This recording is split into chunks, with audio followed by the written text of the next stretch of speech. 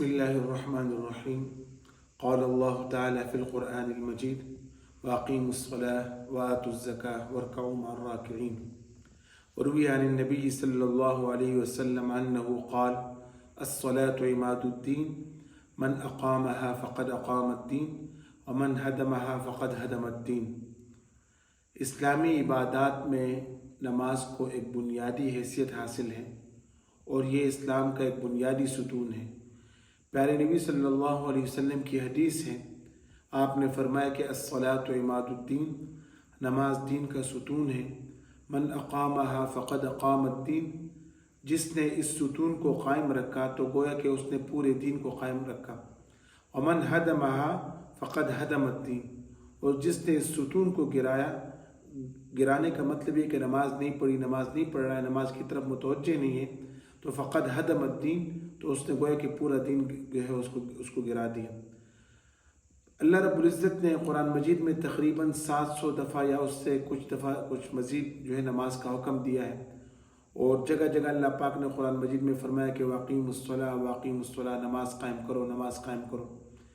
اللہ رب العزت نے پہلے پارے کی ابتدا میں فرمایا کہ یہ قرآن مجید وہ کتاب ہے جو متقیوں کے لیے ہدایت کا ذریعہ ہے۔ اس قرآن سے متقیوں کو ہدایت ملتی ہے۔ اب ان متقیوں کی جو نشانیاں ہیں، اس میں ایک نشانی یہ تھی کہ یہ وہ لوگ ہیں وہ یقیمون الصلاۃ، جو نماز قائم کرتے ہیں۔ یعنی ان کی ایک نشانی یہ ہے کہ وہ نماز قائم کرتے ہیں۔ اسی طرح اللہ رب العزت نے فرمایا کہ وَاسْتَعِینُوا بِالصَّبْرِ وَالصَّلَاةِ، کہ جب بھی کوئی مشکل پیش آئے تو آپ نماز کی طرف متوجہ ہو جائے اور صبر کریں اس پہ۔ اور اسی طرح دوسرے پارے میں اللہ رب العزت نے فرمایا کہ یا ایھا الذین آمنوا استعینوا بالصبر والصلاۃ، کہ اے ایمان والو مدد حاصل کرو صبر سے اور نماز کے ذریعے۔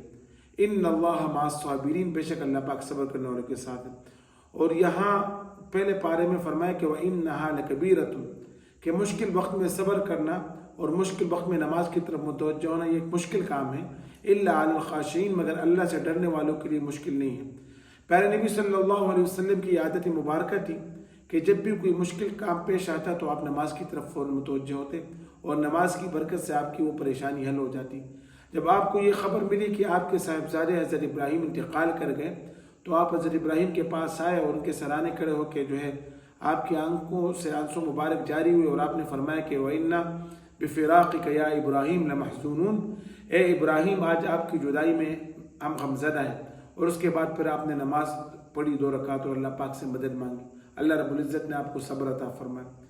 یہ وہ عبادت ہے کہ جس کے بارے میں پیارے نبی صلی اللہ علیہ وسلم نے فرمایا کہ الصلاۃ مفتاح الجنہ، نماز جنت کی کنجی ہے۔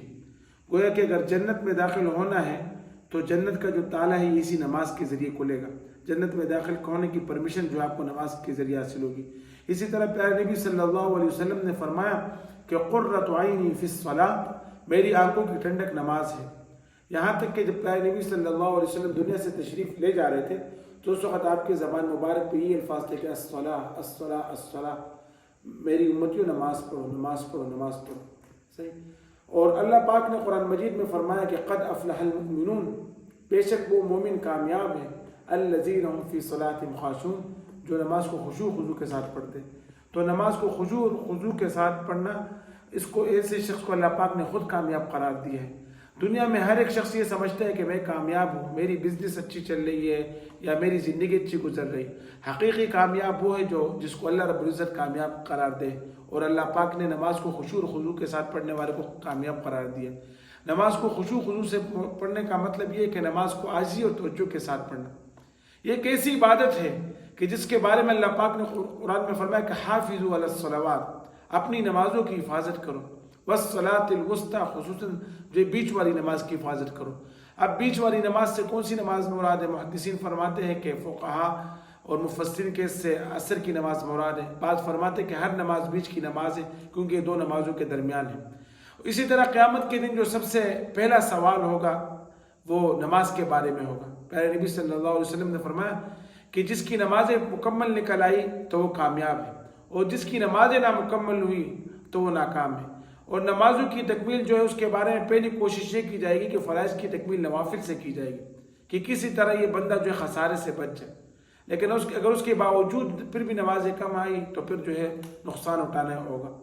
یہ ایسی عبادت ہے کہ جو کسی حالت میں بھی معاف نہیں ہے. بیماری کی حالت میں بھی نماز کا حکم دیا گیا کہ آپ نماز پڑھو. اسی طرح حالت جنگ میں، جہاد کے میدان میں بھی اللہ رب العزت نے فرمایا کہ وَإِذَا كُنْتَ فِيهِمْ فَأَقَمْتَ لَهُمُ الصَّلَاةَ. ایسی حالت میں کہ جنگ ہو رہی ہے، میدان جہاد میں دشمن کا سامنا ہو رہا ہے، اس حالت میں بھی نماز معاف نہیں ہے بلکہ اللہ پاک نے نماز کی ادائیگی کا حکم دیا ہے. اسی طرح ایسے حالات ہیں کہ پانی نہیں مل رہا ہے، پاکی حاصل کرنے کا کوئی طریقہ نہیں، کوئی فیسلٹیز نہیں ہے، اس حالت میں بھی اللہ رب العزت نے نماز کا حکم دیا اور فرمایا کہ تیمم کرو. فَتَيَمَّمُوا صَعِيدًا طَيِّبًا فَامْسَحُوا بِوُجُوهِكُمْ وَأَيْدِيكُمْ مِنْهُ. صحیح. اور اللہ رب العزت نے قرآن مجید میں شراب کو حرام قرار دیا ہے، اور شراب کو حرام قرار دینے کی جو وجہ تھی وہ اللہ پاک نے یہ فرمایا کہ یہ جو ہے، یہ شراب جو ہے وَيَصُدَّكُمْ عَنْ ذِكْرِ اللَّهِ وَعَنِ الصَّلَاةِ، یہ تمہیں اللہ کے ذکر اور نماز سے روکتی. اس وجہ سے جو یہ شراب میں نے حرام قرار دی ہے. وہ کہ شراب کی حرمت کی جو ایک ریزن ہے وہ اللہ رب العزت نے وہ نماز قرار دی. ترک نماز کے، نماز چھوڑنے کی وجہ سے، شراب کی وجہ سے لوگ جو ہے نماز چھوڑ دیتے، اس وجہ سے یہ حرام قرار دی. گویا کہ ایسی عبادت ہے کہ جس کا بندے سے ہر وقت تقاضا کیا گیا ہے. قرآن مجید میں بھی اور احادیث مبارکہ میں بھی بار بار اس کی ادائیگی کا حکم دیا ہے. اسی طرح پیارے نبی صلی اللہ علیہ وسلم کی ایک حدیث ہے کہ ان بین الرجل وبین الشرک والکفر ترک الصلاۃ، کہ بے شک انسان اور کافر کے درمیان جو بنیادی فرق ہے انسان اور کافر اور مشرک کے درمیان، وہ نماز کا ہے. یعنی مسلمان نماز پڑھتے اور کافر اور مشرک نماز نہیں پڑھتا. تو ایک بہت بڑی عبادت ہے، اس کی طرف توجہ کی ضرورت ہے، اس کی ادائیگی کی کوشش کرنی چاہیے. یہ وہ عبادت ہے کہ جن کے بارے میں اللہ پاک نے قرآن میں فرمایا کہ ان الصلاۃ تنہی عن الفحشاء والمنکر، بے شک نماز بے حیائی اور برائی کے کاموں سے روکتی. یہ وہ عبادت ہے کہ جو اس دور میں اللہ پاک اور بندے کے درمیان رابطے کا ایک واحد ذریعہ ہے. اور کوئی بھی عبادت ایسی عبادت نہیں ہے کہ جس میں بندہ براہ راست اپنے رب سے متوجہ ہوتا ہے اور باتیں کرتا ہے، لیکن یہ وہ عبادت ہے کہ اس میں بندہ اپنے رب سے براہ راست مخاطب ہے، ان کے ساتھ باتیں کر رہا ہے. اس عبادت کی اہمیت کو سمجھے. اللہ رب العزت نے زندگی دی ہے، اس موقع سے فائدہ اٹھائے. آئے نمازوں کی طرف متوجہ ہو جائیں، نمازیں پڑھیں. اللہ رب العزت ہم سب کو 5 وقت باجماعت نماز پڑھنے کی توفیق دے. وآخر دعوانا ان الحمدللہ رب العالمین.